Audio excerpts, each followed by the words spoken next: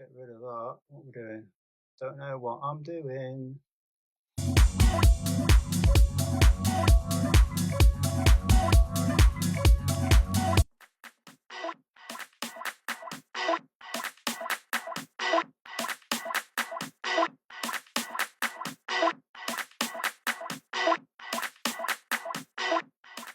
Yeah, so I think it was about 4 o'clock when I started this.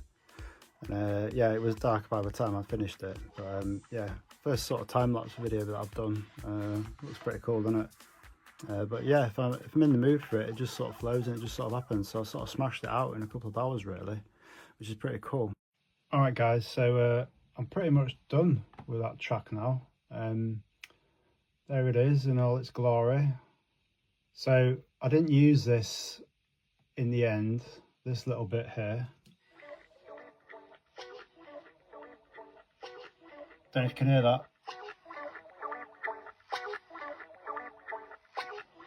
Didn't use that, but I did use a little bit, and I just sort of snipped it up a little bit and used the end of it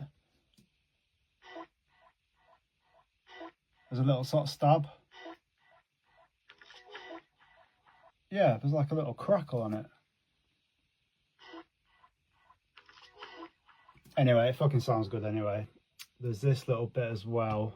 Yeah, you might remember it from the other video.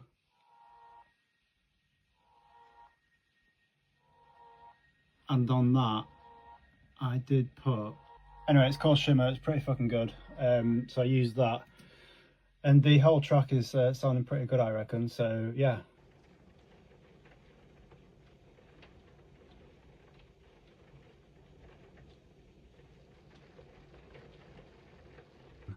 Just thought I'd show you some plugins that I've used on the track. We've got a bit of Roomworks there, which is native to Cubase. It's just a little reverb. That's pretty cool. We've got another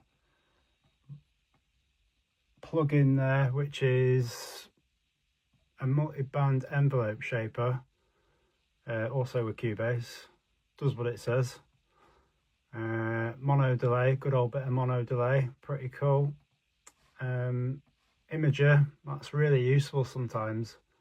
Yeah, I can't bother to go into detail what it does. If you know, you know, it's all good. Quadrafuzz, I use that quite a bit. That also does what it does. Yeah. The best thing is I don't really know what I'm doing. I know if I turn that knob I'll get that sort of result, and yeah, it seems to be all right. And then yeah, a few more sort of plugins there. What's that one called? That's a Phaser, also with Cubase. The Cubase plugins these days are pretty fucking good, to be honest with you. Shimmer, that's a cool little plugin. We've got a cloner here, really good on vocals. I used it on the Razzmatazz vocal. Adds a bit of movement and stuff to it.